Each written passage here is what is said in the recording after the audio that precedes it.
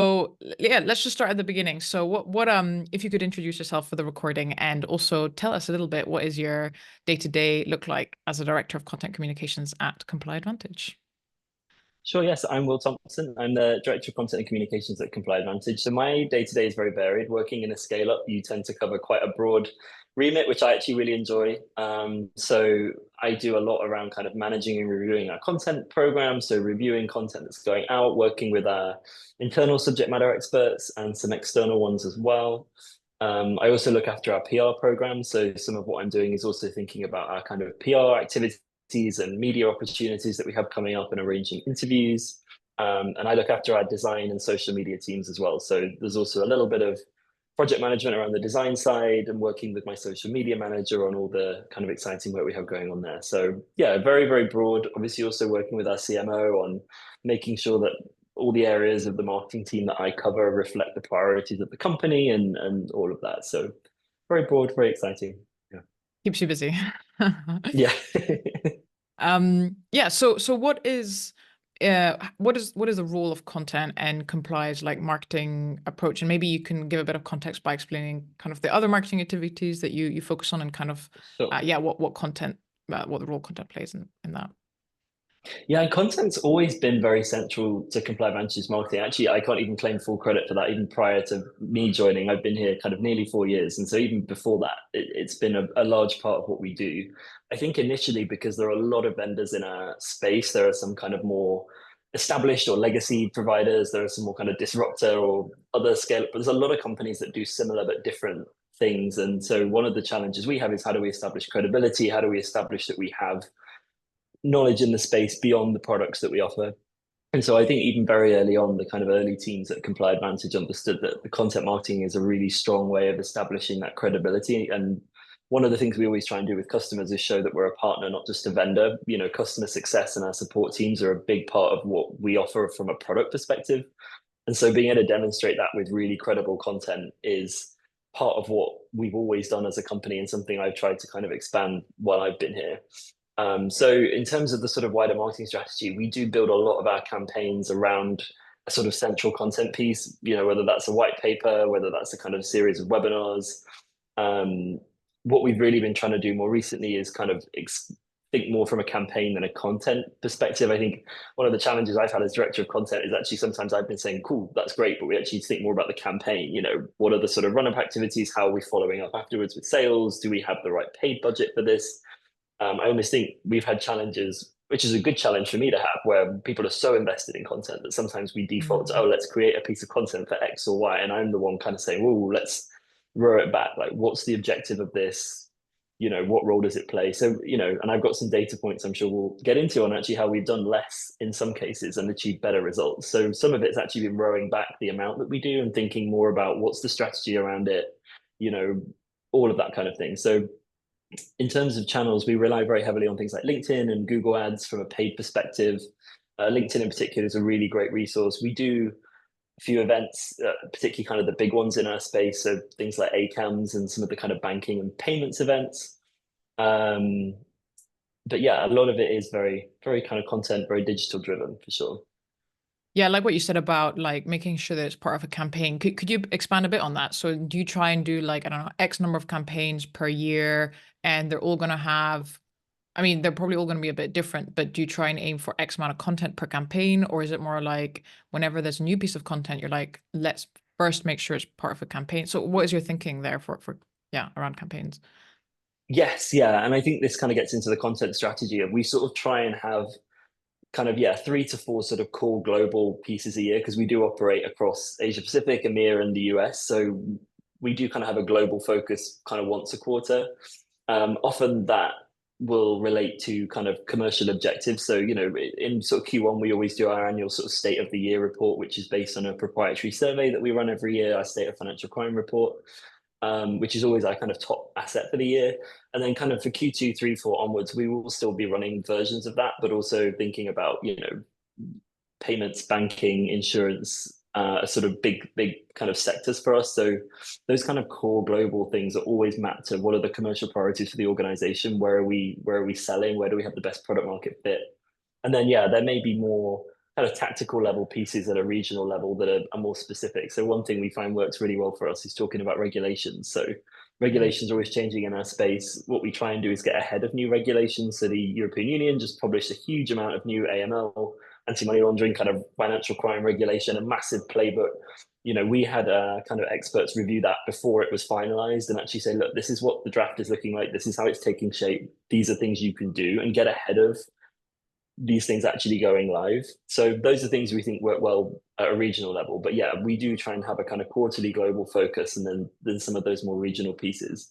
The reason for that, I think, is yeah, it's all very well putting a piece of content out there, getting, a few thousand email addresses, but then so what, right? So one of the Yeah. things I've been working with the digital team on is we now have a consistent global email nurture that everyone goes into when they download that content. Some of that is general and is more of our sort of general thought leadership. There are different flows for different products.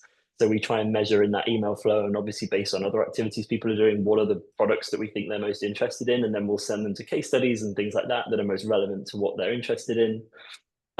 Obviously, we then do things like looking at webinars, for example, that may be a way of kind of accelerating or further measuring intent. So a lot of what we're trying to do is, great, we've got your contact information. It's then really thinking about whether it's email, webinars, whether it's retargeted ads, what can we do to understand better what that person wants?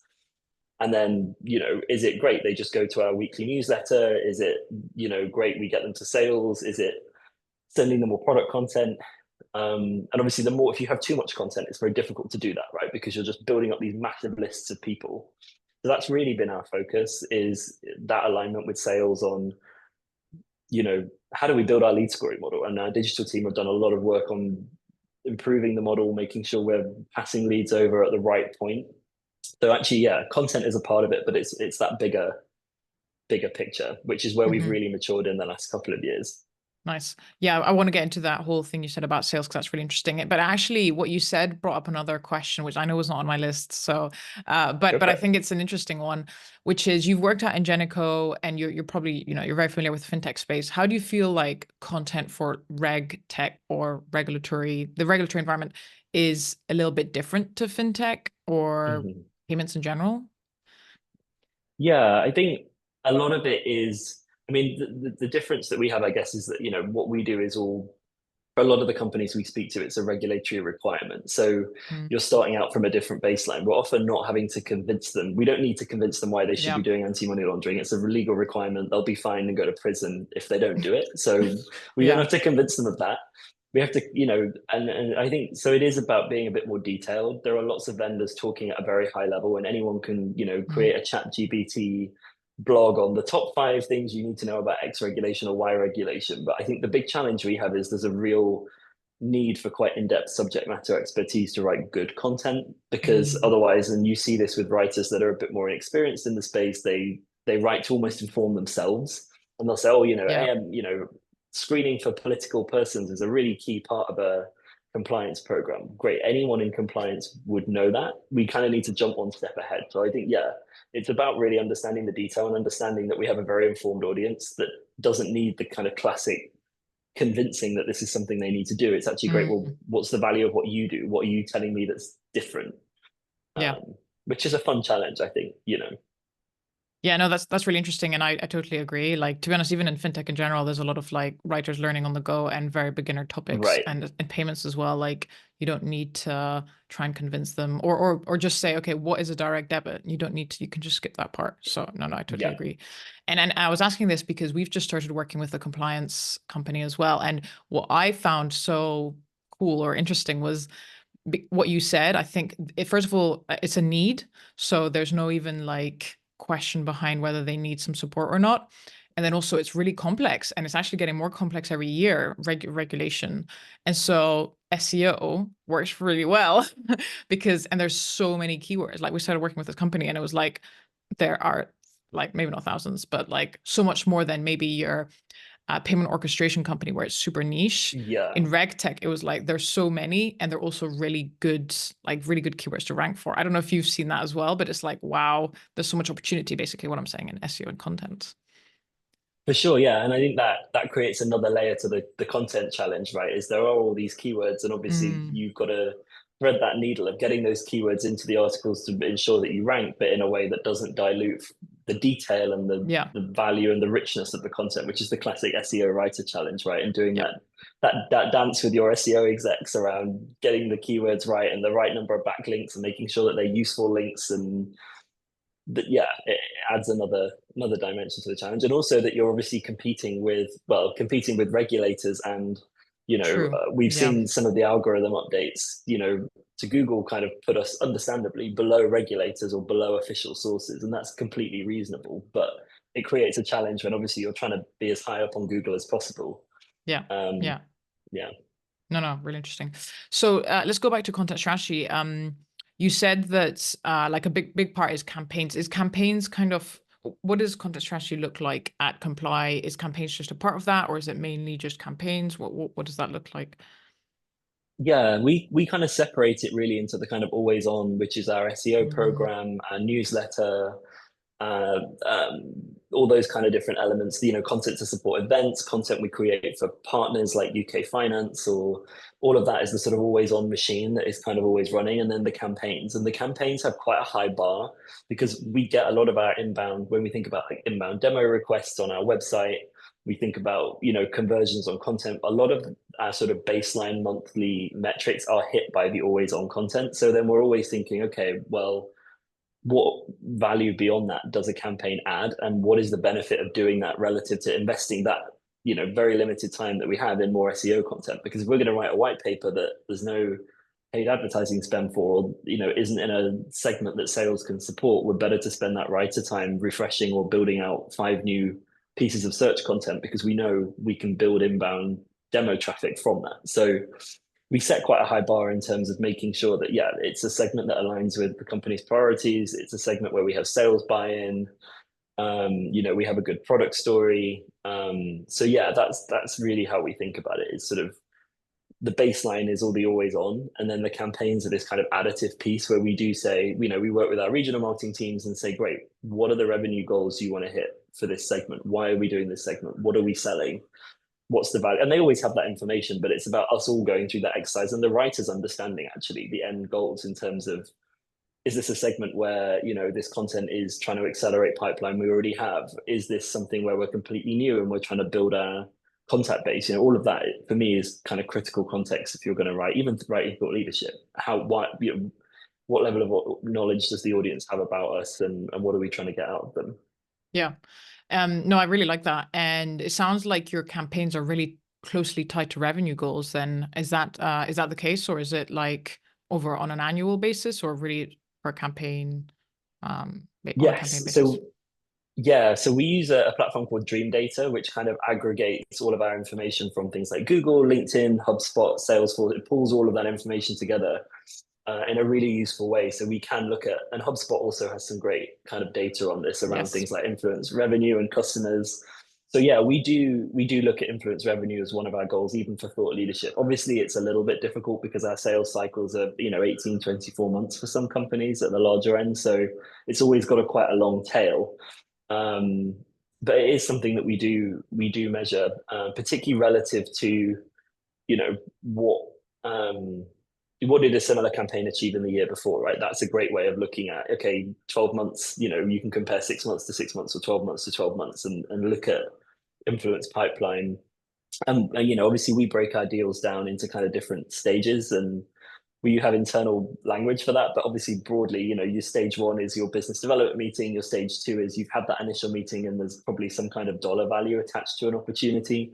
Those are really the stages we would measure a lot of the thought leadership content on, is, how many of those people that have downloaded that content have got to that second stage where we've had a conversation and we've got a sense of, what the deal opportunity is. And I think that's probably the right level to go to in terms of, making sure the advertising targeting is correct, the content's good.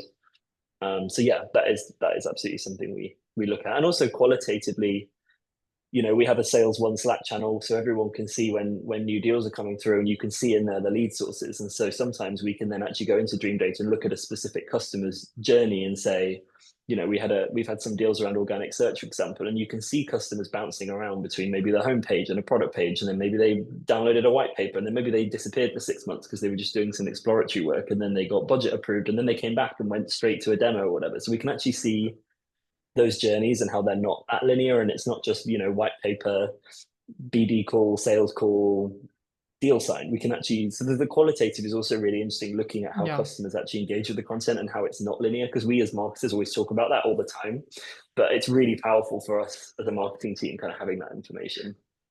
Yeah, I'm going to check out Dream Data. This sounds really cool because I think the big benefit of what you're saying is that channel available to everyone, because then everyone can see the role of Yes. content and organic, right? Yeah, it literally will That's say really in cool. organic search or whatever the lead source is, it's Yeah. there for everyone. Yeah. Yeah. Yeah. And when you first set this up, did you find that people were surprised at how many deals were from organic, like more than they expected? We've always had a really great partnership with sales, actually, and Okay, we've always had a lot of credit and kudos from our sales team around the value of that's the good. content. So it is very collaborative, and obviously we know that inbound outbound is a bit of an oversimplification of how these things work, right? We know Yeah. that outbound deals are going to be influenced by content, and inbound deals are obviously going to be influenced by the quality of the sales interaction. So it's always a partnership, and I think as a company we're very good at recognizing that we both need each other, and it's a kind of additive Yeah. relationship. Yeah, no, that's really cool. I love how you can see in so much detail. Like I was just talking to the head of brand communications at Pleo, and they just recently moved all their content onto HubSpot. And they, for the first time, they're getting insights that they'd never had before, and they were like completely blown away. And so, yeah, this is why I'm always pushing like get your tracking in place, because the level of insights is just fascinating. And I'm sure you've had insights where maybe if a person reads X number of pages or X number of pieces of content, they're, I don't know, 60% more likely to convert. And that's just like fascinating, but also is really interesting because then you know what topics seem to convert better and all that kind of stuff. So Exactly. it's Yeah. fascinating. Yeah. No, I love it. Yeah, I mean, we ran a webinar series last year as an example where, one of them, we had some very broad ones, and then we had one that was very kind of technical on ISO 20022, this like payment Hmm. standard, super technical, had the lowest number of signups. And so if we just looked at signups, you would have said, I didn't do that well. But in terms of the influence value of the people that came through, it was the best performing one, even though it had maybe half the number of signups of some of the others. And so it's actually super high quality, right? But if in terms of people that are a good product market fit for us and what we do, but if you just looked at the sign up numbers, you'd have said, oh, well, that was a waste of time. So it can completely change how you look at Yep. these things. And obviously for our executives who understandably want to see the value of what they're investing in, that's Hmm. a better metric to talk about as well. So Yeah. Yeah, no, I love that example. That's really good. And yeah, I totally agree. So just before we go into how you work with your sales teams, or your sales team, I'd love to hear how do you get the inputs for your content strategy and for your campaign? So how do you make sure that you and your team is in touch with pain points, problems, how people are feeling in the industry? Yeah, how do you have that workflow set up? yeah, so we have an in-house regulatory affairs team. So we have an expert in London and we have an expert in New York, and they're people that have been kind of practitioners in the industry for decades. They sit in the company between product engineering. They do a lot of our PR work and content work. So they're our speakers at events. They talk to customers. So they're really a really unique resource for us in that they understand where our products are going. They talk to our customers. They're connected to the industry. So they're a really useful resource, as well as directly from our sales leaders as well in terms of what are we focusing on. So our regional marketing teams are very much kind of two sides of the same coin with our regional sales teams, and that gives us a real closeness to what those teams are doing without being kind of too driven by it, right? I think there's always a temptation of, oh wow, this regulation came out, let's do a whole thing around it, and then you kind of get off track with something. So yeah, it's very much collaborative kind of input. Yeah, yeah, having that internal expert. And what do you talk to them like once a week, or how do you kind of keep that communication open? Yeah, we try and do kind of quarterly sort of horizon setting sessions, particularly around Hmm. PR and the media, but a lot of that will then inform, what we're doing for content as well, for sure. Hmm. So yeah, let's talk about like, well, we've talked about it a little bit already, how content, the role of content in the sales cycle. But you've said that you're super collaborative with the sales team. So what does that kind of look like in practice? And also how have you, because this is the challenge that I hear very often, is that, yeah, the content team or the marketing team creates content for the sales team, but then they never use it. So how have you tried to avoid that? And how does that relationship look like so that the sales team is actually using your content and finds it really helpful, ideally? Yeah, so I think part of it, as we talked about, is making sure that the leads we're passing over are the right quality and having that lead Mm, scoring model and that level of things. A couple of years ago when I joined, it was very much more manual, and sales were getting literally a spreadsheet of people. And I didn't know this till years later, but you look back and you see, oh my God, there were loads of great people on this list, but for whatever reason, no one called. And that's obviously a terrible process. If you're just downloading content, giving a spreadsheet of names, to salespeople, that's obviously not a good process. So some of it is that lead scoring model, which obviously initially does reduce the amount of leads that sales are getting. And so you may get some pushback because salespeople just kind of want the list. mm, But I think over time we see that they see that quality's better, they see a better response rate, they see, ultimately more deals and more commission. That helps. I think other things are, yeah, making sure that they're bought into whatever the content is that we're doing. Getting them involved in content can be really helpful, whether that's customers. One good example of this, so we use a webinar platform called AirMeet, which is really, really fantastic. And they have a kind of, you can do webinars, but also they have these kind of follow-up tables afterwards. So, we always do a webinar and we'll say, great, we've got a table where our speakers are going to be, and you can join this kind of virtual table. And then we often have a demo table for the most relevant product where somebody in the sales team can walk them through how does the product work that relates to what we're talking about. And that way, people have that option to do that, but we're not forcing it on everyone that's on the webinar. We actually find those perform really, really well. And then you have a salesperson involved in the session and actually seeing feedback in real time. Some of it is, making sure we brief our business development partners. So, we've created emails and content that they can use to follow up with leads that attended, leads that didn't attend, and they've got different templates for those different things that they can send out and start a conversation and say, hey, I love this point in the webinar. What did you think? And then really, yeah, working with them, looking at the data after a campaign and saying, great, this is where we've done well, this is where the challenges are, what can we do together to, you know, to reinforce that or to, yeah, get more of those leads kind of through. yeah. No, I love what you're saying about the webinar. What was the name of the platform? AirMeet, How do you spell that? it's literally air, so AIR and then meet, MEET. AIR. Yeah, Oh, Air Meet. Okay, I got it. Yeah, no, yes, yeah. that's really clever. I would wanna maybe for another day go deeper into how you do your webinars, because from what I've heard, it's really hard to make the most of them. Webinars, like from a business point of view, how do you people turn up, but then how do you turn them into like potential customers, basically? So that's really interesting the way you've approached that.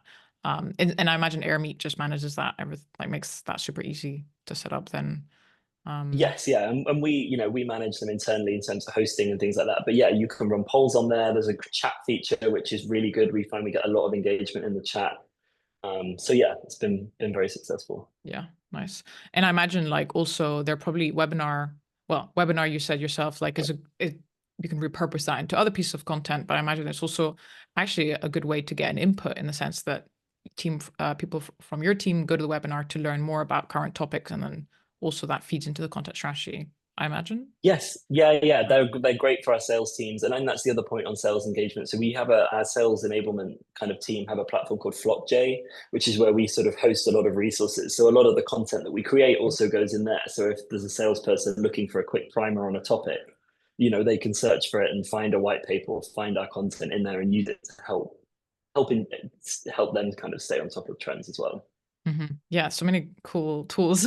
And I think, yeah, what you're saying is kind of like, I think often the challenge of maybe why salespeople don't use the content is because they don't have an easy way to access it or find it at Right. a like with just a couple of clicks. And so by making it super easy, I don't know how FlowJ works, but I imagine you just need to type in like a specific word, and then all your white papers and stuff will come up, and then they can really easily use that. Exactly. Yeah, And you interesting. can, and our sales enablement team can also set tasks in there. So if there are specific things we want them to Mm, read, it comes up as a task for that week that they have to kind of log as completed. So there are ways of tracking, yeah. Oh, that's really something cool. super priority as well. Yeah. Nice. Yeah, definitely what I'm going to check out. So yeah, so now I want to talk a bit about like SEO, because it is a topic that I love very much.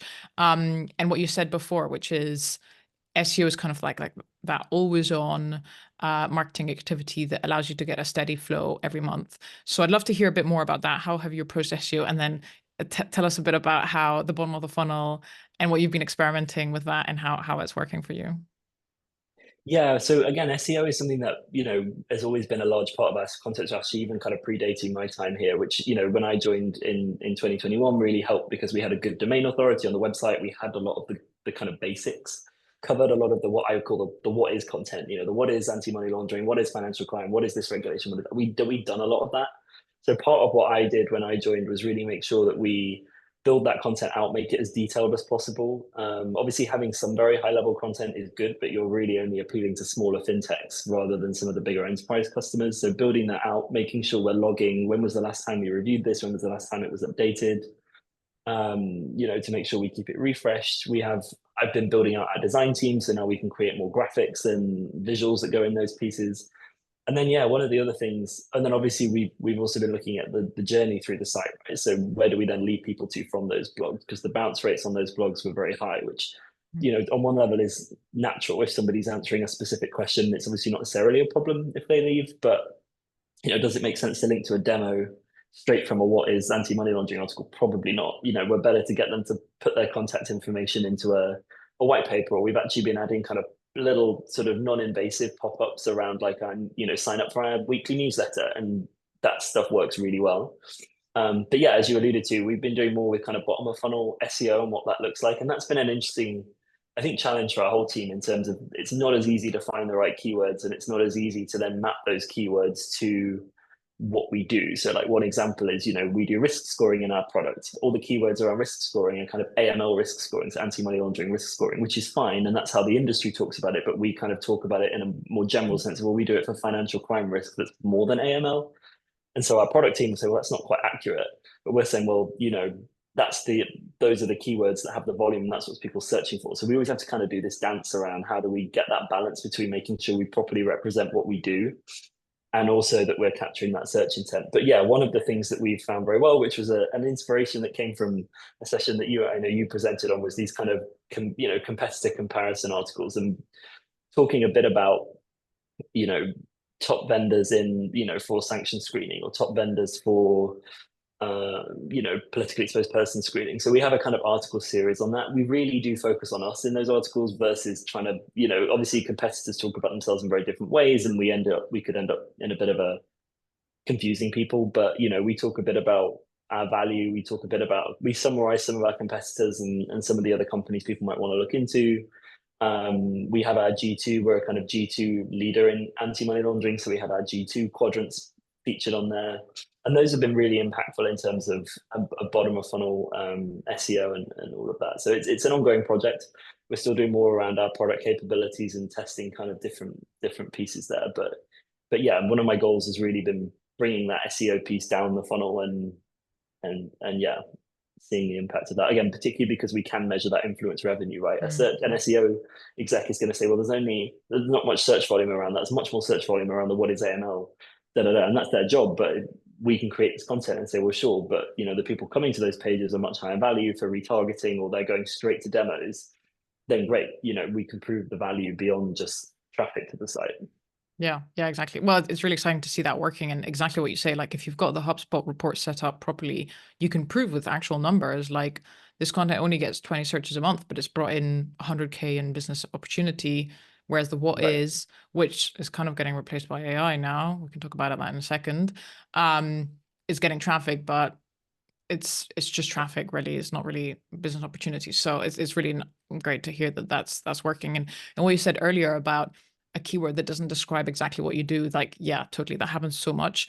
And I call it like damning demand, where someone's looking for X. And so you kind of have to like interrupt their search and actually say, yeah, I know you're looking for AML risk scoring, but actually we do so much more. And this is also the beauty of content, is that you can make a case for that and explain why what you do is better. Whereas with Google Ads, you could argue you've only got I mean, you could do it with a landing page, I guess, but I think that with long form content, it's a little bit easier to say, actually, this is what you're missing out on. And this is where like damning demand is really where a lot of opportunity lies in SEO, targeting those incorrect keywords, which people are often scared to target because it's like not exactly what we do.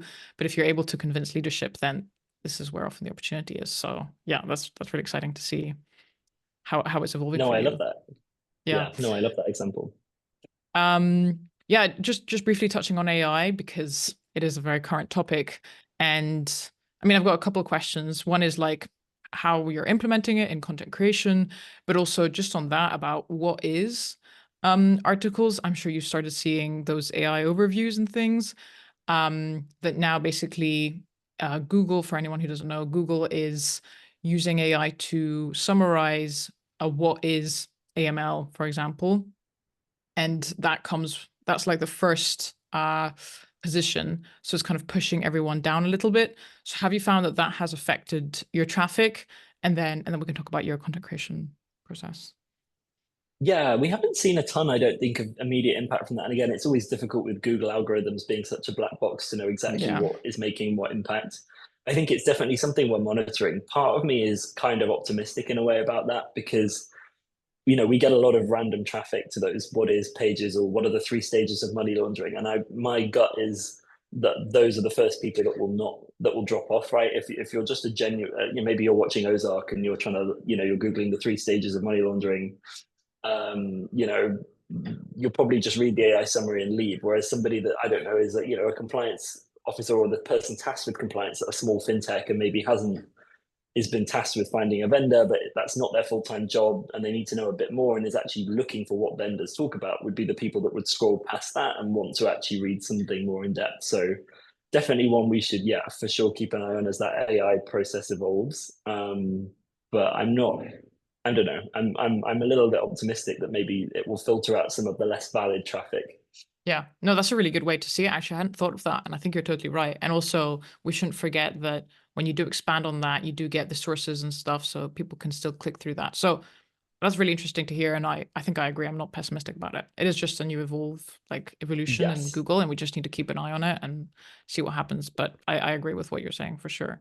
And then in terms of like content creation or just marketing in general, have you tried to add AI into your process? What have you found works or doesn't work? Anything you can share there. We have, yeah, and we have a kind of traffic light process internally for AI because these tools are evolving all the time. We can't just kind of dismiss them once and say, oh, well, that's not no good for us. So we sort of have a red, amber, green approach. In the green kind of column is Grammarly, which sounds an obvious one, but is just an incredible time save. And we have the enterprise license for anyone that's a frontline writer, whether that's some of our sales colleagues, whether that's customer success and the marketing writers. Huge. I think people don't always think about Grammarly as AI, but it is obviously it's an True. AI based tool and it's incredibly Mhm. useful. Our social media scheduling tool, not to throw another tool into the conversation, is Octopost, which is a fantastic B2B scheduling tool. And our social media manager manages we have all of our sales team, about 50 odd people are in there as the sales advocates. So there's content that we put in there that they can create on their own channels. That has a really good Gen AI content tool for creating different versions of posts. So our social media manager will put our post in there and it will create another version of it. So it says the same thing, but in a different way. And that is actually a really useful tool because it may be, once you've been staring at copy for a long time and you've written it your way, it can be hard to see how to do it another way, but you're giving them all the facts. So there's much less risk of factual inaccuracies. And I think on the red side, that's where we are very cautious with. We would never use AI for full-on content creation, particularly in a space that's regulated. As we know, it can create things that are factually inaccurate.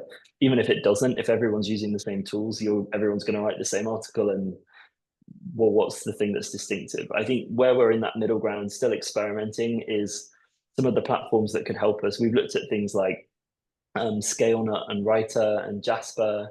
We've had demos of a couple of those kind of tools that are somewhere in the middle that I think we could do more in terms of using Gen AI to help us create content outlines um, and kind of make that side of the process a little bit more efficient.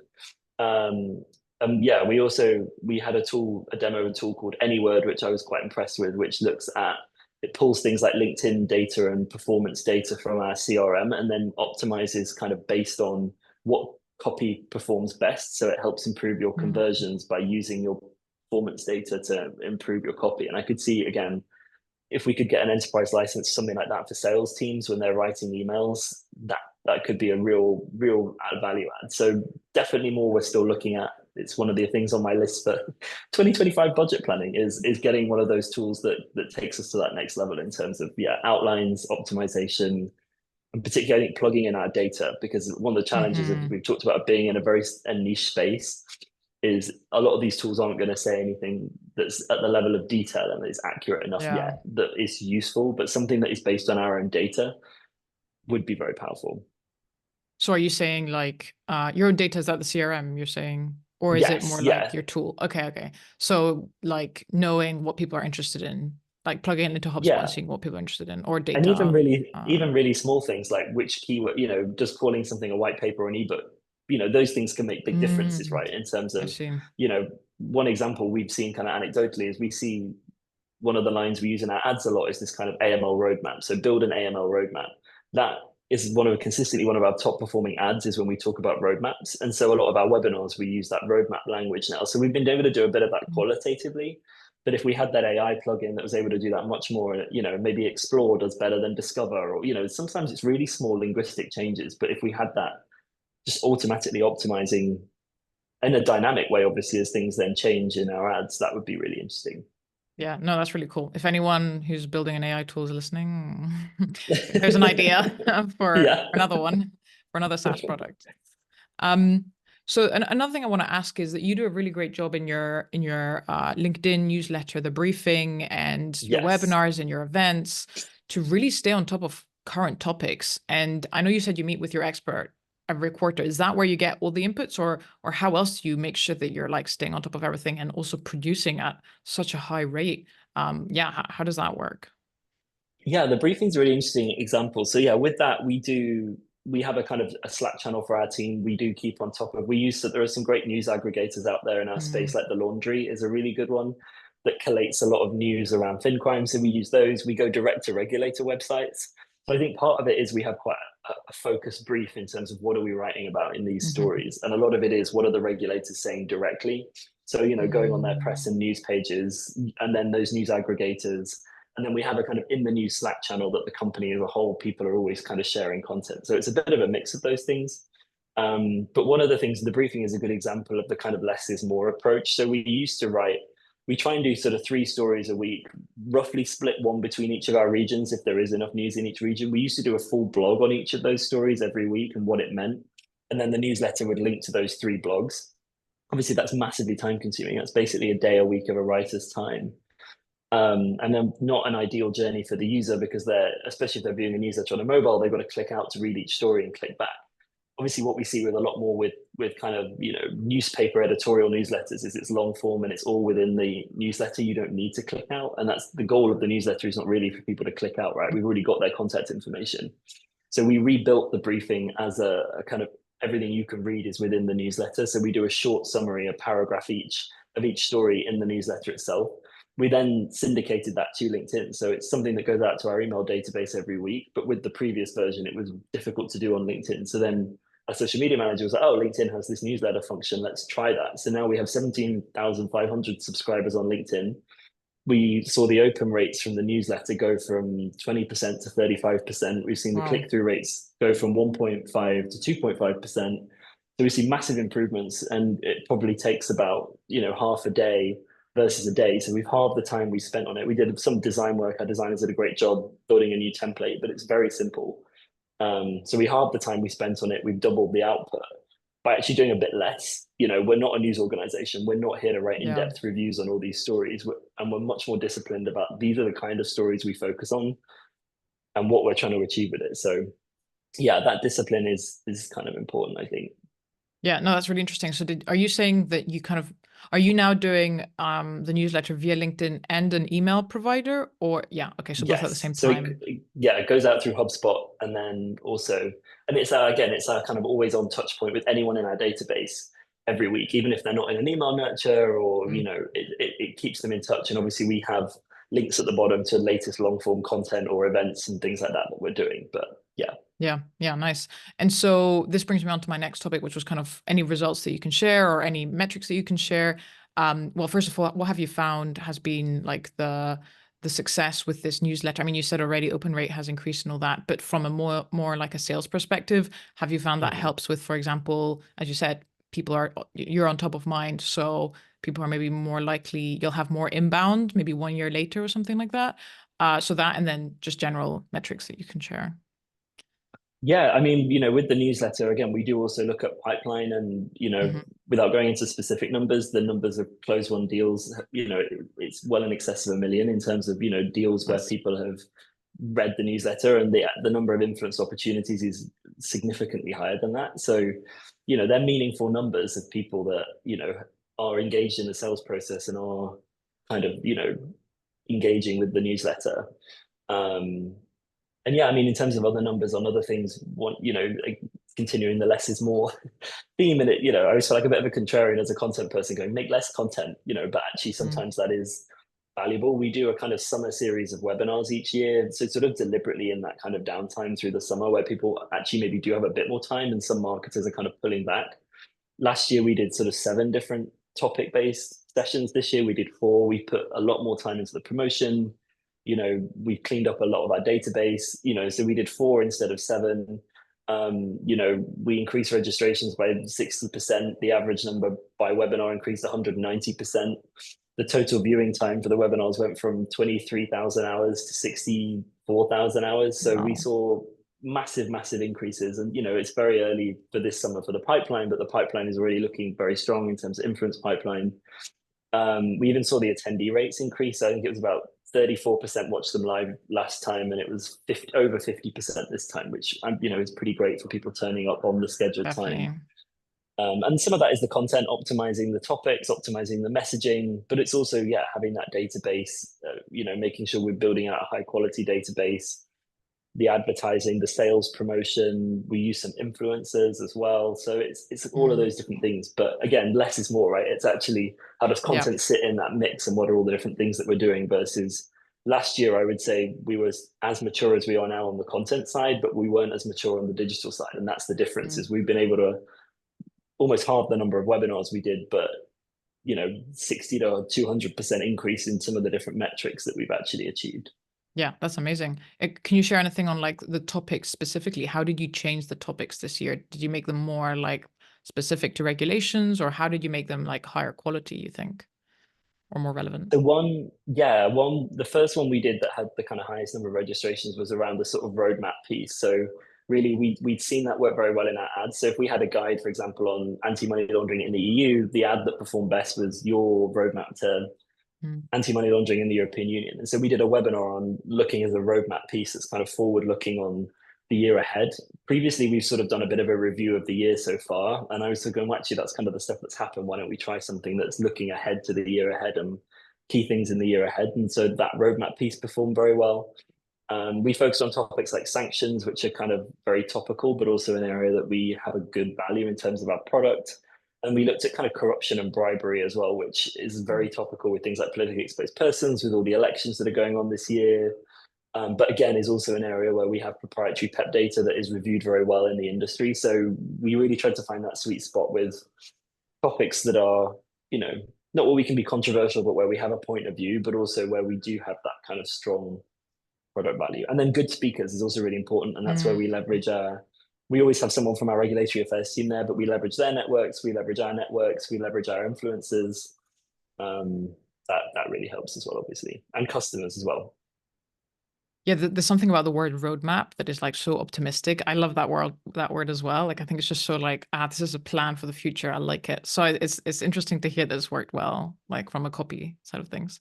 And For sure. avoiding B2B buzzwords, which anyone in my team will tell you Mm. is one of my pet hates. I almost wrote a list of them, but I mean, we all know what they I've are, done that. I'd love to see your list because yeah, anything It's about long. growing data volumes, anything about leveraging insights, we've all been on companies' websites or seen webinars where you go, I have no idea what this is about. And I think it was Anne Handley, the chief content officer, who her newsletter is really great. I think I get that every 2 weeks, where she said bad writing comes from bad thinking, or unclear writing Hmm. comes from unclear thinking. And it's absolutely what that is. If you don't really know what you're Totally. trying to say, you say something waffly. And so, yeah, being Yep. really tight for webinars and for any content, right? Being really tight on what are we actually trying to say in this webinar is the best way to make sure that, yeah, they perform well. To me, it's operational efficiency. I just, Yes. yeah, that one comes up a lot, and I'm just like, no, it's not Yeah. a good one. So I know we're at time. So just one last question I wanted to ask you is, what are the pieces of content that you're proudest of at Comply? I think definitely, and the obvious one for me to say is the state of financial crime, which is our kind of Yeah. annual state of the industry report that we do. It's year on year, it's got stronger and stronger, and that's a really compelling piece that I love working on. We hit our download target this year. We're at over 8,500 downloads this year Wow. for this year's report, which again, one of the things, we actually have double the kind of stage two. So sort of that initial sales conversation, put a dollar value on an opportunity. The influence value that we've achieved this year is double what it was last year. And sign-ups are higher, but they're not double. So we've actually seen that real quality improvement. I think that's what I've loved with that is we've done more interactive web pages, we've done Mm. better webinars. The report itself has got better, but it's not twice as good as it was 2 years ago. The promotional piece is twice as good. The SEO impact is twice as good. The influence, it's all the stuff around it. And we have a ton of really exciting, fun stuff planned for next year. So stay tuned. That'll be really fun. Nice. So I absolutely love that. And yeah, I think some of the webinars as well, I think has been a really nice piece. I don't even really like the word webinar. I'd almost put that in the Mm. B2B buzzword I agree. bucket. I actually think there are lots of different types, and something we'll look to expand next year is thinking more about different kinds, whether it's a boot camp that's more hands-on on a Mhm. product side, is it a fireside chat where it's just two speakers and it's a bit more informal conversation. I think webinar is an overused term, right? That actually it's an Yes. event of some kind, and we should use event language to talk about webinars. It's just that it's online rather than in person. It's still, you wouldn't just call an event, right? You would say, oh, it's a fireside thing, it's a Q&A, it's a training, it's a workshop. You'd have a more specific term. So I think that for me is the area where we have the biggest growth potential as a team. And I'm, yeah, excited to see what more we can do there. Yeah, no, I totally agree. I think the word webinar is just, you just hear that and you're like, oh, I don't want to attend that. But then actually you're right, because it's the word really. And now there's so many different and new ways, like since COVID, to do a virtual event that is so much more interesting. So I'm really excited to see what you come up with and how you try and reinvent this, because I think I agree, there's a lot of opportunity. I think people want to do it, but just sitting 1 hour on your desk watching something maybe isn't, we need something more interactive. And so, yeah, I'm really looking forward to seeing what you put together, because I think there's a lot of potential innovation in that space. Yeah, So absolutely. yeah, excited to see that. Well, Will, thank you so much. This was jam packed.